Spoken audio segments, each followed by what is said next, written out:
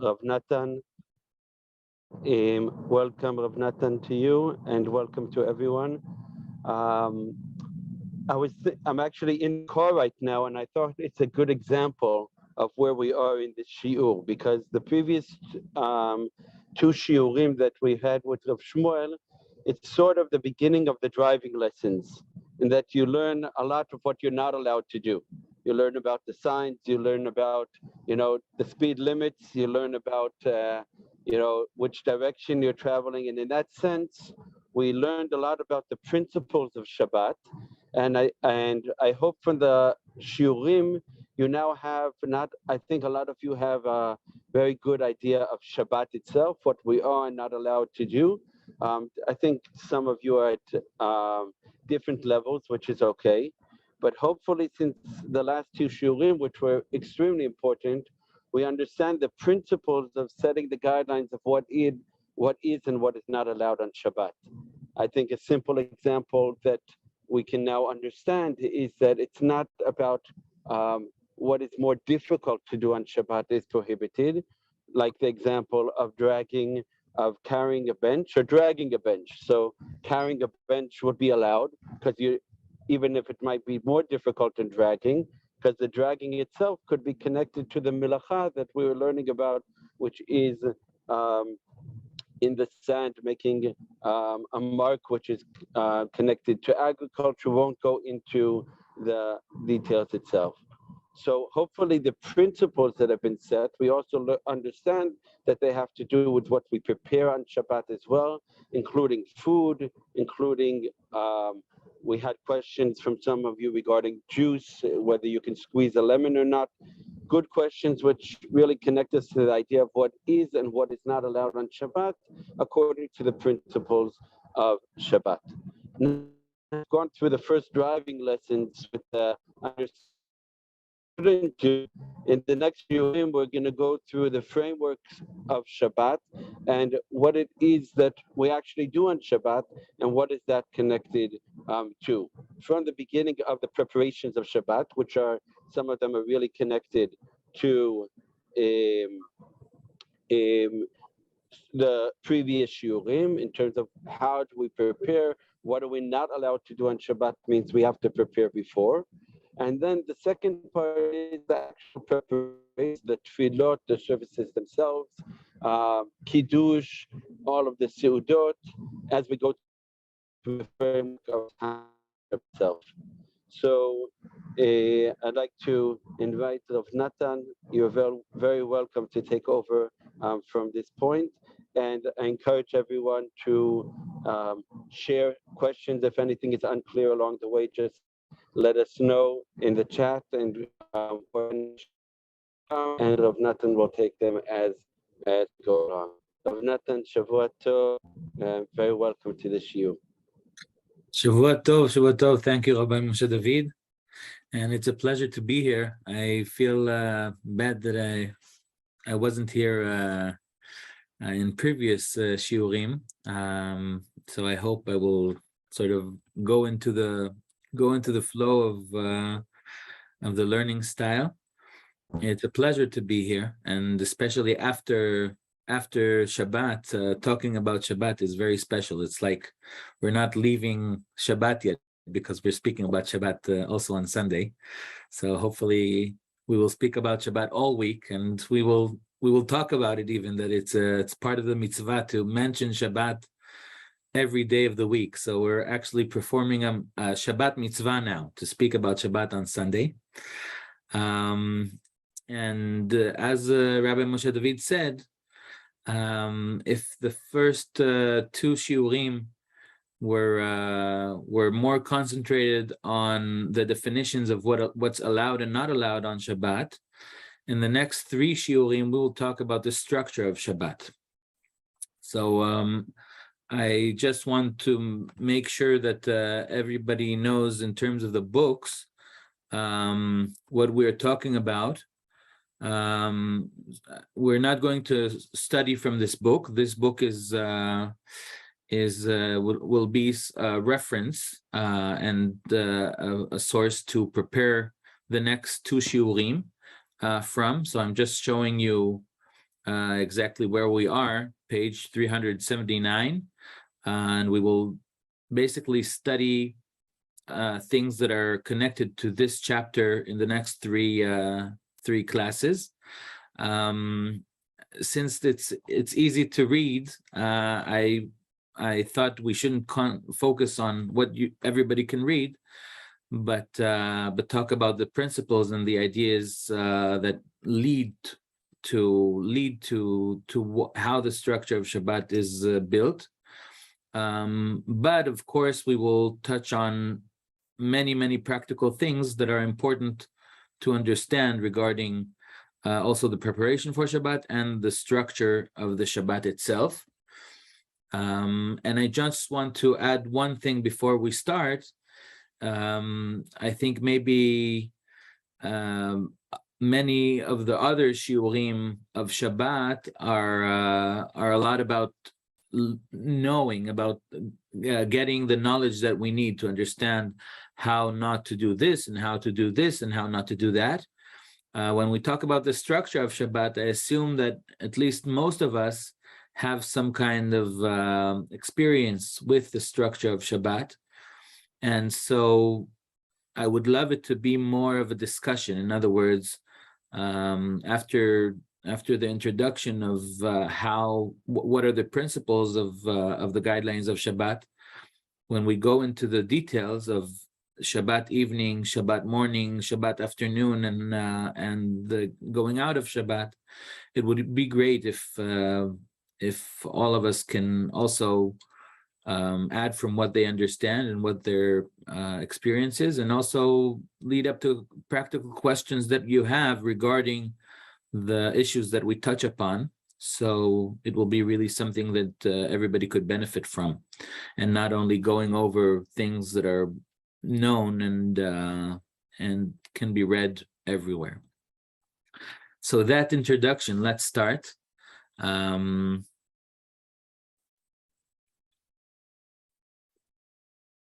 Does everybody see now the PowerPoint page that I opened, or you see still? I do. You do. Okay, very good. So I'll just run through the way that we will do these this series of three meetings about the structure of Shabbat. We will go basically chronologically from Shabbat Eve all the way to Motzei Shabbat. Today, the first meeting, we will talk about the fundamentals of Shabbat structure and rules that are connected to preparations of Shabbat. Next week, we will talk about Shabbat Eve, which has many details, the candle lighting, the Kabbalat Shabbat and the evening prayer, and Shabbat meal with the Kiddush and Hamotzi and all the issues regarding that. And on the third meeting, we will talk about the Shabbat day, the morning prayer, the Shabbat day meal, the principle of resting on Shabbat and learning Torah, and then the afternoon, Mincha, third meal, Ma'ariv, and Havdalah and Belav Malka. So this is just what we're going to do. I wanted to sort of point what is going to happen here. So the fundamentals of Shabbat structure. I brought here two texts that are very parallel, and they are both from the Ten Commandments. One from the Ten Commandments on the book of Shmot, on the book of Exodus, the first time that the story of Mount Sinai is being presented to us, and the Ten Commandments are written, and the Ten Commandments when they are repeated by Moses in the book of Deuteronomy. Both Ten Commandments are similar in their subject. All 10 commandments are more or less the same, but there are differences in the way that they're written, and those differences basically structure how we see the fundamentals of Shabbat. I just want to say before we dive into this learning that it's very tricky in this point of our learning, because it's a course of halakha. It's a course of practical ideas of how to perform the mitzvot. The whole, I'm talking about the whole course of Sundays. But you can't understand the practicals without understanding the fundamentals and without understanding the idea behind Shabbat. On the other hand, if we will start talking about the idea of Shabbat and the spiritual aspect of what Shabbat is and how it was perceived in the Torah and in the rest of the Tanakh and by our sages and so on and so forth, it's a whole course by itself. So here I'm taking, basically I'm trying to focus on the things that led up to the way that the halakha is built, to the way that the structure of Shabbat is built in the practical sense. But I want to urge you to look up the Midrashim on Shabbat. You can find it in the book of Machshava, in the series that we have here on Shabbat, and to move on to many other sources. And whoever is interested can turn to me, and I will direct them to many, many different sources of different ways of Jewish thought regarding Shabbat. So we will not touch upon that, but it's very, very important. And sometimes it has a practical outcome. So we are talking here about essence, not only about practicality, but it's just touching the tip of the iceberg, so to speak. So here we have the commandment of Shabbat in both sources of the Ten Commandments, on Exodus and Deuteronomy. Would anybody like to read the source on Shemot, the first source on the right? I apologize, I don't know most of you, and I can't see most of the people who are here. So if anybody could just I can read it in Thank you. English. In English, okay. The right side. Remember the Sabbath day and keep it holy. 6 days shalt thou labor and do all thy work. But the seventh day is a Sabbath unto the Lord thy God. In it thou shalt not do any work, nor thy son, nor thy daughter, no thy son, no thy daughter, thy manservant, nor thy maidservant, nor thy cattle, nor thy stranger that is within the gates. For in 6 days the Lord made heaven and earth, the sea, and all that is therein, and rested on the seventh day. Wherefore the Lord blessed the Sabbath day and hallowed it. Thank you very much, Lars. So it's in an old English translation. Maybe I should have looked for the more modern translation. I apologize. But this is Exodus. You remember the Sabbath. You have to work 6 days, and the seventh day is unto God. You're not allowed to do any work, and your surroundings, the creatures that belong to you, because God made the world, the heaven and the earth in 6 days, and rested on the seventh day. And that's why God blessed the seventh day and made it holy. So this is Exodus. Now let's go to Deuteronomy and then try to see. I would love to hear your thoughts about what is the difference of language and what is the meaning of it. Would anybody else would like to read the source from Deuteronomy, please?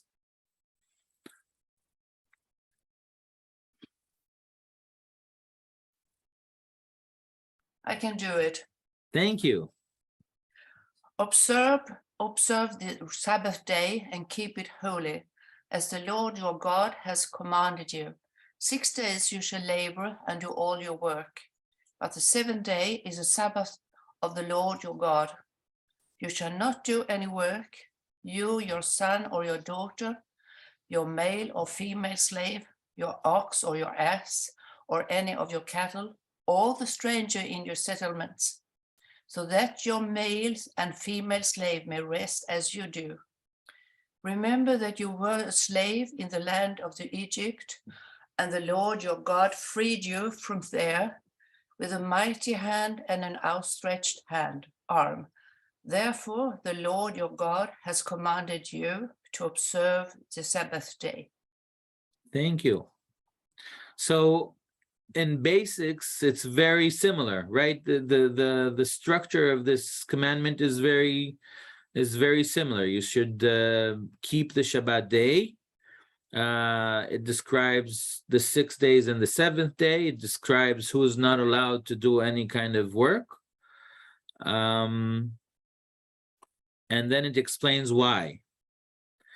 But who can observe what are the differences in these two sources?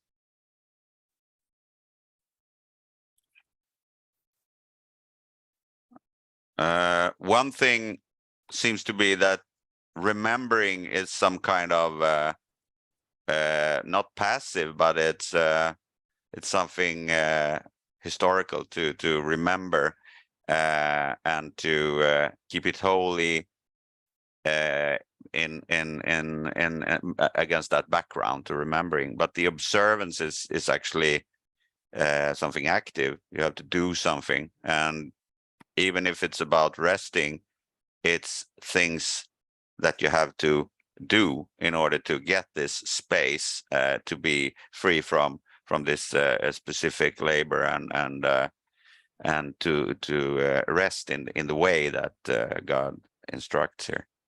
Which one you think is more of doing and which one is more of passive?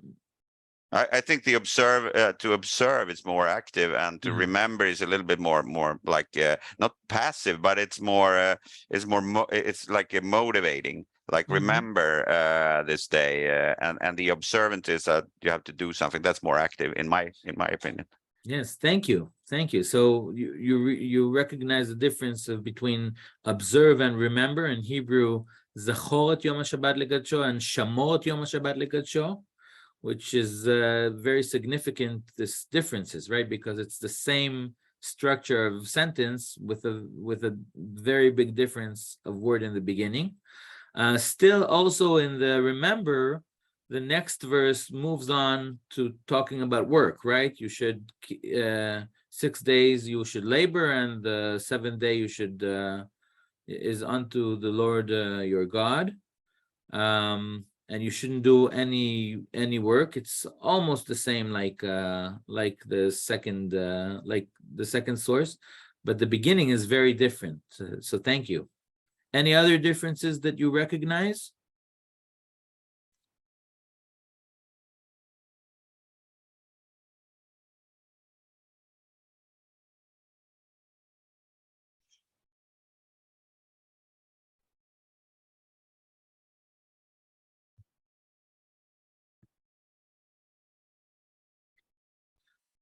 I think that in the left one, there is a greater point made that we should remember. You remember that you were a slave. Yes, thank you. Actually, it's a very good point, and it's not only remembering you should be a slave, but this whole idea of connecting Shabbat to being a slave is something that is not mentioned on the right source, right? On the first the first time that we were commanded this, right? What is the first commandment talking about? The reason for Shabbat is the creation, right? It talks about the creation of the world. 6 days God made the heavens and the earth, And the seventh day he rested. And since he rested, you should rest too. In Deuteronomy, we're not talking about the seventh day at all, about the seventh day of creation, right? It talks about being a slave in Egypt and remembering that you, as you said, remembering that you were a slave in Egypt, and therefore you need to give rest to your slaves or to those who work for you, both man and creature. So it's a very, very big difference, a fundamental difference that you noticed. Thank you very much. Anything else that you can see?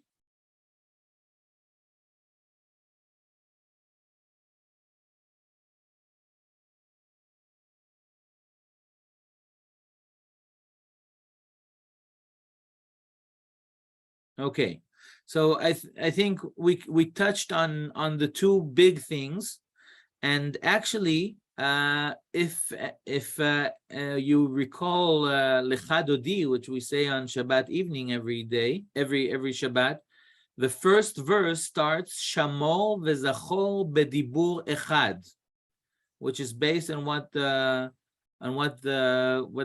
sages say in the Midrash. That they noticed already that the beginning of the commandment in Shemot starts with Zachor, remember, and the beginning of the commandment in Dvarim starts with Shamor, observe, and Shamor v'Zachor bedibur echad means Shamor v'Zachor in one speech. In other words, they wanted to make the point that even though it's written differently, it was said in the same time. In other words, when God gave us the 10 Commandments, when he said those 10 Commandments on Mount Sinai, he said in a miraculous way, he said both Zachor and Shamor, two different words in the same time, in the same sense. It is hard for us to grasp how it can be. It's not only a difference in if we can hear two things at once, but also that essentially Shabbat, the commandment of Shabbat, is made of those two principles of Shamor and Zachor, and that and it moves on that remembering Zachor is connected to the creation of the world, the idea that that God has rested on Shabbat. And a small difference that we didn't talk about is that on the right side, on the side of the book of Shemot, it says, Berach Hashem et Yom HaShabbat vayikadshehu, that God blessed the Sabbath day and hallowed it, made it holy. On the left side, we need to make the Shabbat holy, right? Keep it holy.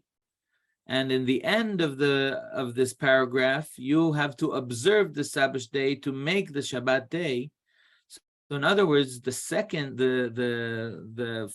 first source in Shemot talks about remembering the Sabbath day as the day that God stopped working in the creation of the 7 days. And the left side, the side of Deuteronomy, tells us to observe the Shabbat day and mainly to refrain from work. To refrain from work and to do the Shabbat day as a day of rest to all your household. Gisa Sarah raised her hand. Do you want to say something? Yeah, I don't know if this is the proper moment, but I found something very interesting in the last lectures or the text we got from the rabbi, probably from you as well. That it's not only about creation and not only about the exile from the slavery, but it's also to remind us where we are going. to the word, like to the word to come, something like that. And I found that very interesting. What that exactly mean, if you have time to emphasize that, maybe now or later. About Shabbat being preparing for the world to come? Yeah. Yes, we will touch on this in the third Okay. meeting. Thank you very much. Thank you. So yes, thank you for raising it up, and we will touch on it. So there's a lot to think about the differences between these two concepts of Shamor and Zachor, between observe and remember. But in terms of our context, of the fundamentals of the Shabbat structure, the Shamor and the Zachor are basically what brings Shabbat to life. And I want to say something about it. God tells us to keep Shabbat, but we don't know what that means. And I'm now saying some concept that you've probably heard a few times in these lessons about all the way that the halakha works. Once we want to do what God asks us to do, then we need to ask ourselves, what does God mean when he wants us to keep Shabbat? What does that mean? And we're looking for hints. And basically, all what the sages are doing in the Mishnah and the Talmud and later on in the Halakha is to find hints in the Torah that will give us things to hang on to when we structure what Shabbat is. What is it that God wants us to keep? Because all what we know is that it's the seventh day. That's all what we know. We need to know. And here we have refraining from work. In other places, there are a few more hints. We have the hint that we will see soon about the manna, the story of the manna that didn't go down on the seventh day. And we have a place where it says that you're not allowed to have any fire on the seventh day. Lo teva'aru esh b'chol moshvotechem b'yom HaShabbat. But when we are trying to build a concept of Shabbat, we're looking for hints. We're looking for words in the Torah and ideas in the Torah that will describe best to us what would be the right way to keep this vague idea of Shabbat that God speaks about, and he speaks about it a lot. Shabbat is one of the mitzvot that are most found in the Torah. In many different occasions, God mentions also to keep Shabbat. Shamor v'Zachor, remember and observe, are maybe the very basic ideas of what Shabbat is. And we can translate it to the two concepts of negative and positive. Shamor is talking about what we will learn from after my series on, which is what you're not allowed to do, and that's a lot of what you spoke about in the past 2 weeks. How do you know what is not allowed to do on Shabbat? How do you observe the Shabbat? Shamor in Hebrew is connected also to lishmor, is to defend, to keep. It gives us a sense of defending, of keeping from, which is something that could be, in a way, it's a negative idea of how, not negative in the sense that what am I not allowed to do? What should I refrain from doing on Shabbat? But then there's another mitzvah, and the other mitzvah is Zachor et Yom HaShabbat, to remember the Shabbat. And this is where our sages are starting to build what it is that we should do. How should Shabbat look like? Not only in the sense of what we shouldn't do, but what should we do? And we see here that there's a sense of resting, which is, again, what do you think? Is it something that you refrain from doing, or is it an active idea? rest? Is it active or passive? It must be active. Why? You have to do something to rest. It's not just refraining from not doing, or you have to actually put yourself in a specific circumstances in order to rest. Rest is So you're talking about what you do in order to enable yourself to work, to rest. But is the resting itself passive or active? It's well, it's very hard to think about nothing or to rest. I mean, resting in the way that is described in the Shabbat is also connected to learning and to do some things that's that is within this. So it's some kind of activity which is, I mean, sleeping is included in resting, but it's not resting. Resting is a bigger concept, isn't it? So it's resting from work, but there are some still things that is needed to be done if it just wasn't to sleep through whole Shabbat. Like so, eat the meals and be with the family and yeah, there are some. Yes, so I think you're right. Eva Alman Ezaz wrote also about sleeping, but also about studying Torah, which is of course an idea that we find a lot. But I think that this question is a question that the sages dealt with when they thought about what is the structure of Shabbat. Is it only not doing anything, or is it also doing something? Is it an active, is resting an active thing or a passive thing? And so here we have this hint of Shamor and Zachor. There are two concepts of the remembering and keeping and observing, but it's still not enough to build a structure. And so our sages directed us to another source from Isaiah. And this is the next source that we're going to see now.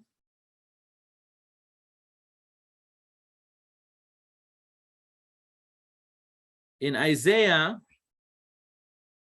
Yeshayahu, there's a passage. It talks about relationship between God and man, and how man should think about what makes God happy, what makes God pleased. And the verse is a verse that some of you may recognize from the Shabbat morning Kiddush. אם תשיב משבת רגליך, עשות חפציך ביום קודשי, וקראת לשבת עונג, לקדוש אדוני מכובד, וכיבדתו מעשות דרכיך, ממצוא חפצך ודבר דבר. If you restrain your foot because of the Sabbath, from performing your affairs on my holy day, and you call the Sabbath a delight, the holy of the Lord honored, and you honor it by not doing your wanted ways, by not pursuing your affairs and speaking words. So here we have an idea of what is the active part of keeping Shabbat, right? There's one thing that is negative, right? Do not do the things that you do, your usual affairs. But to call the Shabbat a delight, an oneg in Hebrew, the word is oneg.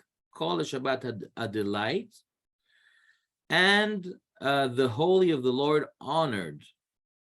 Yeah, and you honor it by not doing your wanted ways. So, what is a delight and what is an honor? How do you make a Shabbat a delight, and how do you honor Shabbat?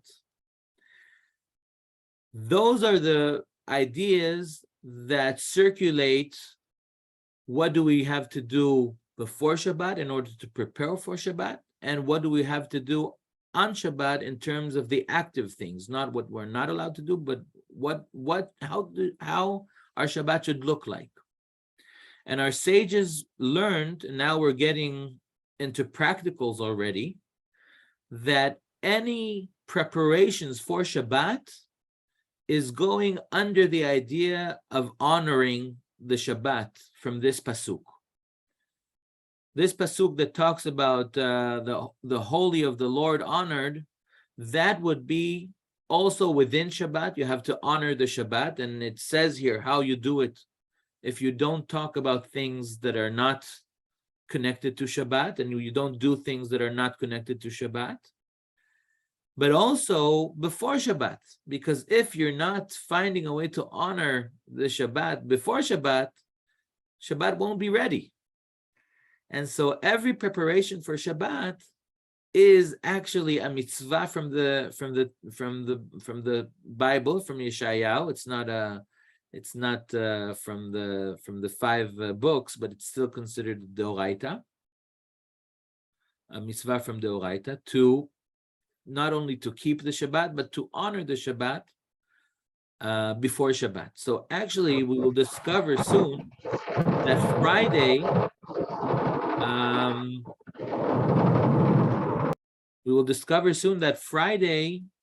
has mitzvot that are part of the Shabbat. It's not only a way to make Shabbat possible, but it's a mitzvah it's part of the mitzvah of Shabbat is to do things right on Friday. Rav Natan, can you hear me? Yes. I just wanted to note, or this translation, if you restrain your foot, which is, as you said, maybe change the norms, don't do things which are normal. It actually is a bit, I would say it changes a lot in what we've learned until now in Shabbat, because until now we understood that what is prohibited is melacha, and we understood from the Mishkan, from the tabernacle, what a melacha means.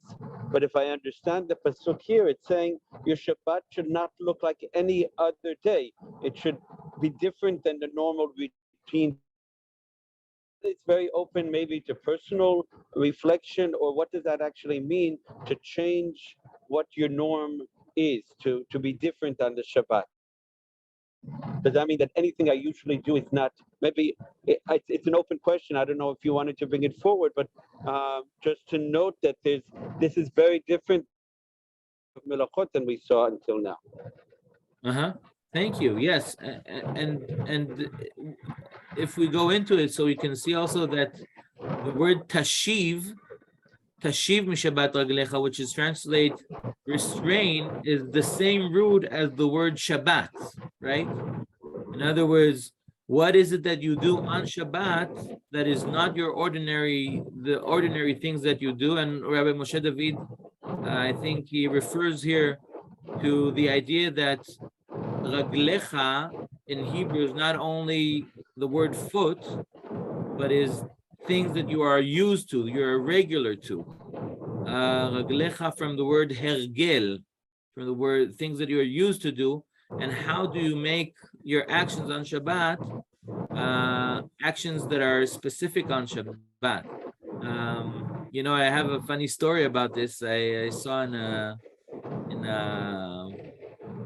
a video that someone that studied with Rabbi Steinsaltz, the rabbi that those books are his writing. He went to a class of Rabbi Steinsaltz for a few years, and he was a very important academic figure. It was a class of academics, and he said that throughout the time that he studied with Rabbi Steinsaltz, he started growing, feeling uncomfortable that he's studying with him Torah, but he's not keeping the mitzvot very determinately. So he comes up to Rabbi Steinsaltz and he says, Rabbi Steinsaltz, I feel obligated to tell you, you teach me, thank you very much, but I feel obligated to tell you that I'm not keeping mitzvot so much, and actually on Shabbat, I every Shabbat morning I eat pork. So he thought Rabbi Steinsaltz would be mad at him, but Rabbi Steinsaltz was interested, and he said, "Oh, you're eating pork on Shabbat. Are you eating pork other times or only on Shabbat?" So he says, "No, that's my pleasure to, when I have time, I prepare a nice pork meal on Shabbat morning." So Rabbi Steinsaltz said, "Well, we have a mitzvah to do something special that you do only on Shabbat. I wouldn't eat pork, but you're doing a big mitzvah here." So this is a story about going out of your regular things to do. Actually, there was more to say here, but we're getting close to the end of the shiur and we didn't get to practicalities at all. So maybe we can move on a little more. So I gathered here most, if not all, of the things that we do, or most or all of the things that we do on Shabbat. And I wanted to try together to think if we have the scale of Shamor and Zachor, to keep and remember, and then the other scale of Oneg, a delight, something that gives us pleasure on Shabbat, makes Shabbat a pleasurable time, and Kavod, the idea of honoring the Shabbat in preparation for Shabbat, in which categories would we put all different things that we do on Shabbat? And I thought it could be a nice discussion to go over, and for that we need brave people who would be willing to just shout out what they think, what would be the best fitting category for each of the actions here. And there could be that a few actions are going under different categories at once. They're fulfilling different purposes. So it's just interesting to hear what do you think. So let's start from the beginning. Preparing for Shabbat. Where would that be? We spoke about it a little bit already, but where would that be? Shamor, Zachor, Oneg, Kavod. The two last categories, Brit and Ot, are categories that we didn't have time to speak about. It was on the last source. So we don't have to recognize them. But what do you think? Preparing for Shabbat, on which categories would it go under? Just please unmute yourselves and then just share. Kavod? Under Kavod. Yes, thank you. That's what we spoke about. Preparing for Shabbat is preparing for Shabbat, giving the Shabbat honor. Yes. Thank you. Candle lighting, what do you think?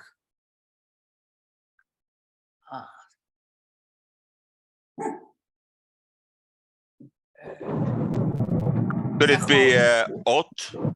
Absolutely, yes. Ot, like a signal to start? Well, it could be. We didn't speak so much about Ot. But it could be an Ot, a signal that there is a covenant or that there is a connection between God and man. Yes. Any other opinion? It's welcoming Shabbat. Welcoming Shabbat. So yeah. Where would you put that? With everything you can honor, and starting also by the candle lighting. It's very welcoming, the spirit of Shabbos. Thank you. Any other ideas? The candle lighting, I think, has to do with the mitzvah to remember, right? Zachor, right? It has a lot to do with Zachor also. Yes, thank you. Actually, candle lighting, we will talk about it next week. It's a mitzvah that connects many of those categories together. So we will talk about it. What about Kabbalat Shabbat? Where would that be? just let's move fast. So shout outs. Oneg. Oneg, you have an oneg from bringing in the Shabbat. Yeah. Thank you. Any other ideas? Ot. Ot. Okay, it's a signal, a symbol. We didn't speak so much about ot, but I agree with you that it can have a sense of ot. There is a undertaking, isn't it? That within the Kabbalah Shabbat that from now we we undertake to I think I read something that if the woman at home did Yes. not do that, she can, yeah, okay. So it's Yes. some kind of agreement there made. Right. So you're leading us to talk that it's even connected to shamo, to observe and to keep, right? Kiddush.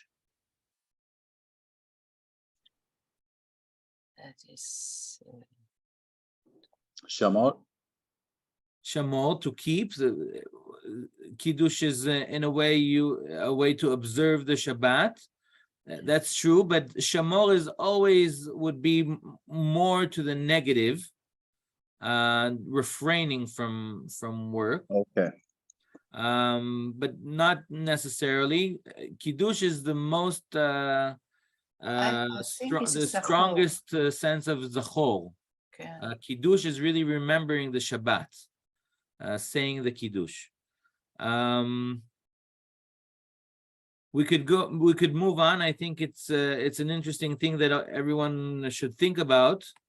Those things that we do, where do they fit in? But I want now to use this last 10 minutes to really talk about practicalities of getting into Shabbat.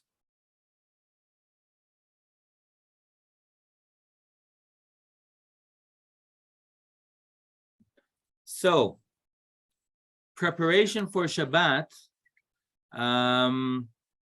has really, like we said, this basic aspect of honoring the Shabbat,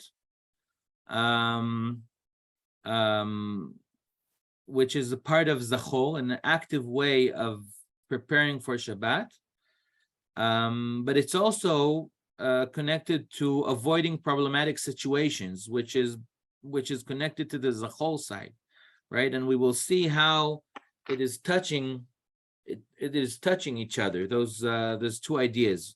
How do I, on one hand, prepare everything so when Shabbat enters, everything will be ready, and that we will be ready to accept Shabbat and to actively have the Shabbat in our house.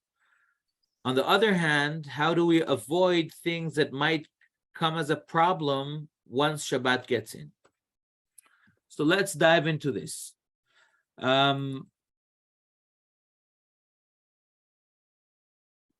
Just 1 second.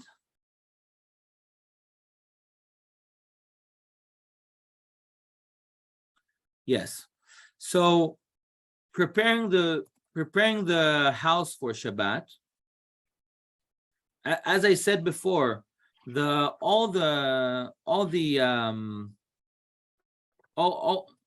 I said before, all of those things that we do before Shabbat are part of the mitzvah of keeping Shabbat. There is an idea that we're not allowed to work at all on Shabbat Eve, only prepare for Shabbat.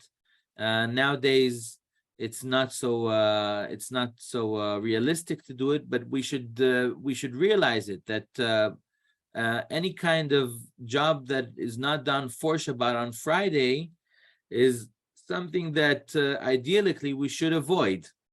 Friday is an important day of itself as a day of preparation for Shabbat.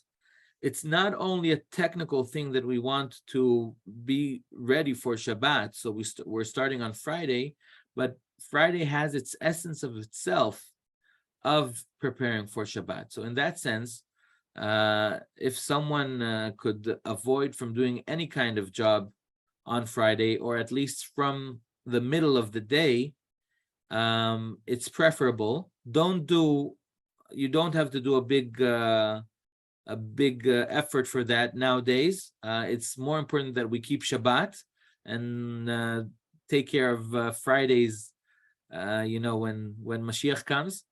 But we should keep in mind that according to Halacha, Friday is not a work day. Friday is a day of preparing for Shabbat. And the categories of preparing for Shabbat would be the house, personal preparations, activities or melachot, forbidden jobs that start before Shabbat, and we have to understand how to deal with them and how to avoid situations. All what's connected to food and the time of Shabbat. So let's start with the house. There is a mitzvah to clean the house for Shabbat, to clean the house, to prepare the house, to put a white sheet on the table, to wash the house. It's a mitzvah. It's not only, as I said, it's not only technical, it's part of the kavod, part of Kvod Shabbat. Can I ask something there? Yes. Since I'm not going to be able to be at home, so when I happen to have some cleaning help, and I have made a sketch for how they should prepare the table, so I don't do it myself. Is this do I not fulfill the mitzvah by making someone else do it, or should it be me who do it? So I'll tell you in both sides. On one hand, the fact that you are doing an effort for the house to be cleaned, that's honoring Shabbat. So that's performing the mitzvah. I would still tell you that we can see in the Talmud stories about big rabbis who were very important people, and still they made an effort to clean the house or prepare the house, or later we will talk about preparing the food themselves, at least a bit, at least to do something by themselves, so that there will be a sense of actively themselves preparing for Shabbat. So it's a good question, and it's not that you have performed the mitzvah if you're asking a cleaning lady or someone else, but it's very, very suggested that you will find a small thing to do, put flowers on the table, a small thing that you will do yourself for the honor of Shabbat. So this is the preparation of the house. The personal preparation is divided. I divided it into two things. One is, how should I stop working? Since Friday is a day of work, we have to make sure that we are ready. We're not starting things too close to Shabbat that we won't be able to finish them. And actually, the halacha goes at length about this idea, that we should be aware of the time that flies. If it's possible not to start a job that is a long job, a long time before Shabbat. It's connected if we travel, not putting ourselves in a situation where we somehow get to a point where we have to break Shabbat because we didn't get out of the house on time. I heard there are different definitions to what it means. How long should a person go out before Shabbat on a journey? And it's also, on ancient days, the transportation was different. So they're talking in terms of days. Are you allowed to get out on a ship on Wednesday? And questions like that. I heard a rabbi, I think that's an easy and smart way to do. I don't know if it's too strict, but that's the way that I think about it, is when you go on a traveling on Friday, think of how long does it usually take you to go there, and take double the time. So if it takes 2 hours to get somewhere, try to get out 4 hours before Shabbat. But you know, also here, you shouldn't be too strict about yourself. You should evaluate the time, and the most important thing is to be aware that you shouldn't put yourself into a situation where you have to break Shabbat.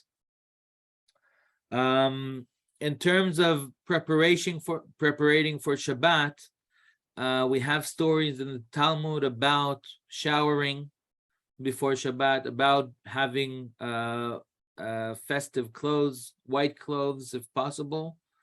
And I'm not getting into clothes regarding beauty. You know, everybody should do what they feel is beautiful. There is a mitzvah to get a haircut before Shabbat. It's not something that you need to be strict about, but it is a mitzvah if you have time to get a haircut.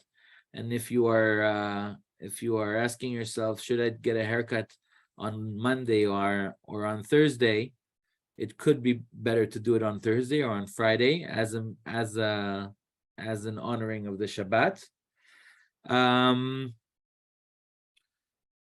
And there is a minhag of men to go to the mikveh before Shabbat to prepare in a holy way. The mikveh situation in Scandinavia, I think it's very hard to do that, but the men here should know that there is a custom like this, and if they find themselves in Israel or in other places, it could be a special experience for you. So that's the preparation of the house and the personal preparations. Now, regarding food, this is where we're starting to be. We're starting to get. It's getting a little complicated. So we know that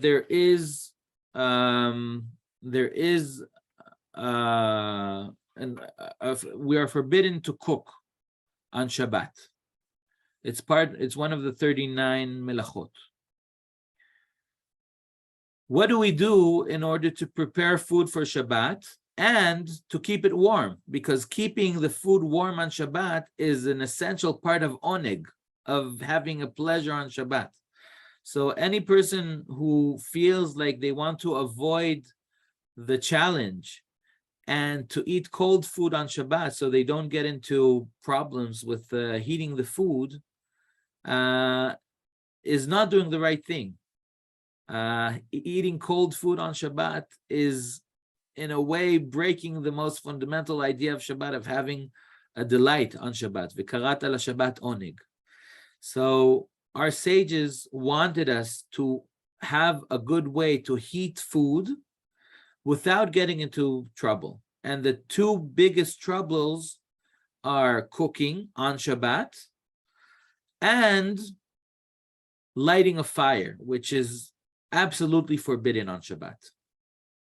Now, when we cook food, especially in previous days, the question of fire was very real, because every time we make the fire, the flame, stronger, it is called to light fire. It's lighting fire. When you make it stronger, it's part of lighting the fire.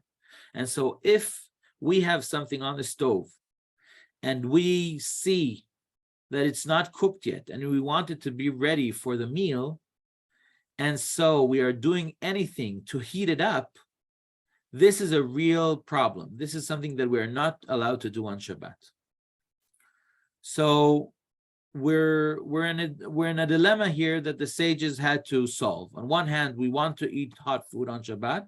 On the other hand, anything that would lead us, God forbid, to make the flame higher would get us into something that is very much not allowed, to a very serious prohibition.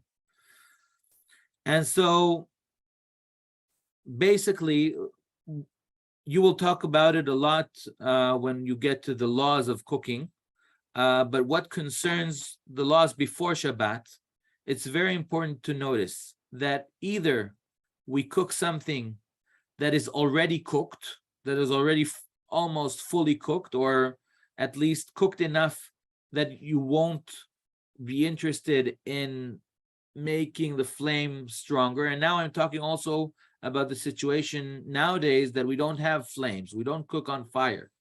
But still, if we will have the need, the urge to heat it up, to do something to make it ready for the meal, then it's not good. So if the food is already ready, at least to a certain point where we know that if we heat it more, it'll get burnt or it'll get ruined, it's fine.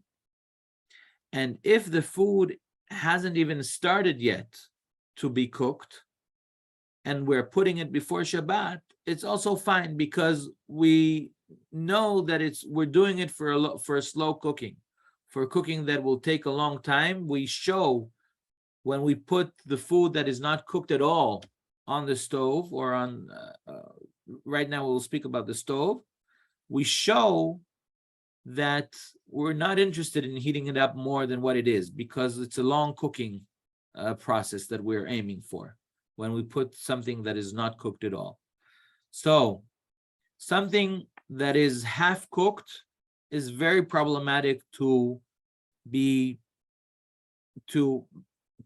into the point where Shabbat started when it's half cooked. That's very problematic, because then we get into a danger that we would want the food to be ready, and we will do things that are not allowed just from the stress. But if once Shabbat entered, our food is either cooked enough or not cooked at all, this is fine. So this is one area that we need to make sure. If we're putting a chunt on, it should be either very cooked already or not cooked at all. If we put meat, chicken or meat on, it should be fully cooked or not cooked at all, and so on and so forth. Now, the other idea is that if we put it on a heating device that the heating can't be lifted up, if the device doesn't allow us to, so to speak, make the flame stronger, then it is fine also.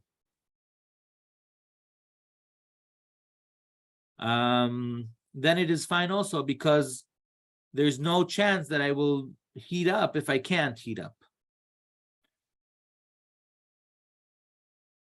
So those are the fundamentals of what of food before Shabbat.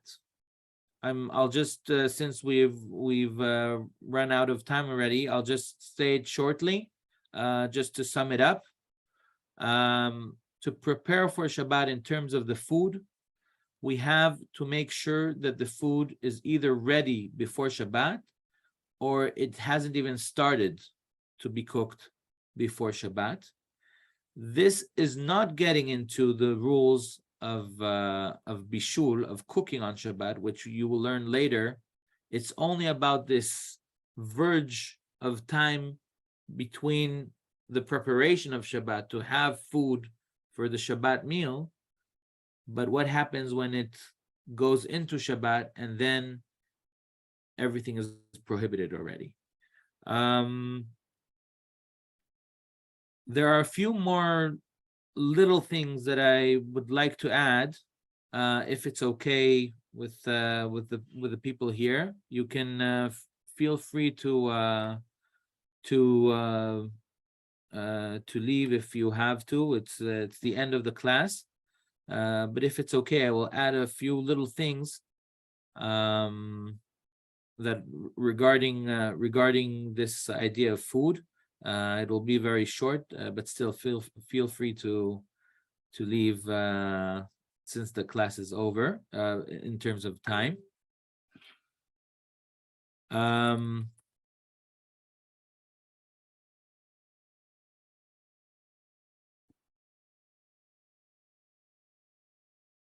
Another thing that we should make sure of when we put something on the hot plate. So I'll just say, you know, the end line is that most of us, the modern solution for heating things, keeping things hot, is putting them on a hot plate. And you should make sure when you're getting a hot plate that this hot plate either doesn't have a function of heating up. Some of the hot plates have an automatical system that they heat up, and that's a problem. So when you buy a hot plate, you should check that you got a hot plate that is allowed on Shabbat. And if you have a manual hot plate that you can heat manually by turning a button or something, then you should the way to do it is to put some tin foil or something on the button, so it will be clear that you will remind yourself that you're not touching this button.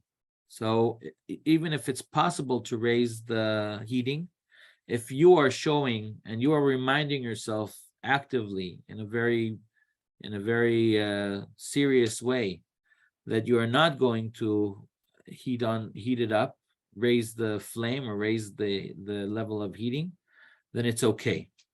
Another part is is the idea of hatmana, of putting something inside something hot. There was a time that people would cover their food with something in order to keep it hot. Also, we see, I can say it as a person who uses the plata every Shabbat. Thank you, Rabbi Moshe David. He writes that on Kosher for You online, you can buy kosher hot plates. It's important. As a person who is using the plata every Shabbat, I can tell you that it's not heating so well if you don't cover it. But the problem is that sometimes the cover is not only keeping the heat, but it's raising the heat enough that it could be cooking. So you can raise the heat from down by making the flame higher, but you could also raise the heat by putting things that are not only keeping the heat, not only preserving the heat, but actually heating more. This is called in Hebrew hatmana, covering all around. And there are materials that are bringing up the heat, and there are materials that are just preserving the heat. The solution, and I'm now going straight into the very, very end line, the practical down line, is that if you use any kind of cloth or any kind of towel, it's fine. That's preserving the heat. It's not a material that raises the heat, and we should only be sure that we cover only the top, and that the heat and the cover doesn't go on the sides of the food, of the whatever you use, the pot or whatever, because then it could, when it's preserving the heat so much that it doesn't let anything get out, it's covered from all the sides, that could be helping it to cook. It's not only preserving the heat. And our idea is that we want, because of Oneg Shabbat, we want the heat to be preserved, but we can't do things that are raising the heating and therefore enabling us to cook, or giving us the sense that raising the heat is allowed, and then we would somehow get to raise the heat in order to make the food ready for Shabbat. So preserving the heat, yes. Upping the heat, no. Covering it with some cloth or towel, yes, but not if it's covering the other sides. And another small, it's really in 2 seconds, I will just add things that you should notice when you are using a hot plate. and I'm sure that when we learn about cooking, you'll get into depth about it. If you have a soup and it's already Shabbat, and you are taking the spoon to turn it around, that's helping it cooking, so it's not allowed. If you're taking it off the hot plate, it's a problem to bring it back on. If you're taking it off the hot plate, you should have in your mind that you're bringing it back on very soon, and the usual order is to hold it all the time that it's not on the plate, hot plate. You should hold it to show that you know that it's off the hot plate and you're preparing to bring it back on the hot plate very soon. And there are many other ideas that you will learn on the cooking laws. One last thing regarding hot water on Shabbat. If you have a hot water machine that keeps the water hot, if you have just some kind of a pot on the hot plate, do like we spoke about now. When you want to take out water, you can't do it on the plata. You should take it out, but still have in mind that you're putting it right back on.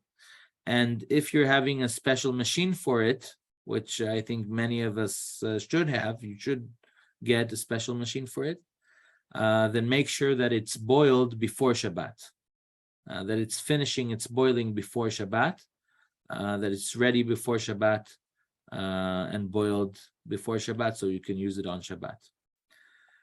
That's it. Can I ask a small thing about the preparation? I think opening of things that we will want to use, like open things.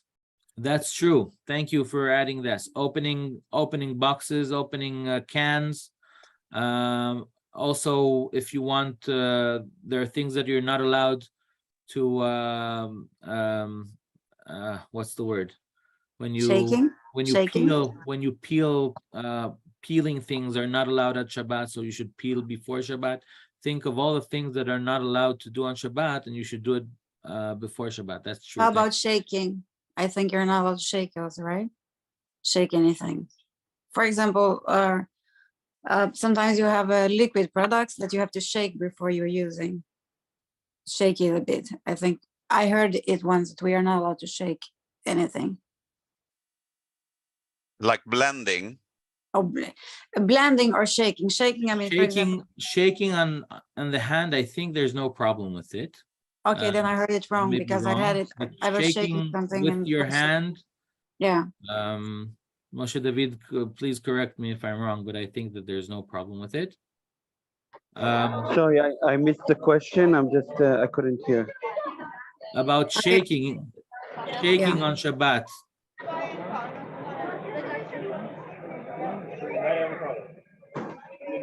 So I can't hear you. We can take it later. Okay, we can take it later. It's okay. We'll take it next week. Next week we will talk about the entering of Shabbat and Shabbat Eve. Thank you very much. I apologize for the length.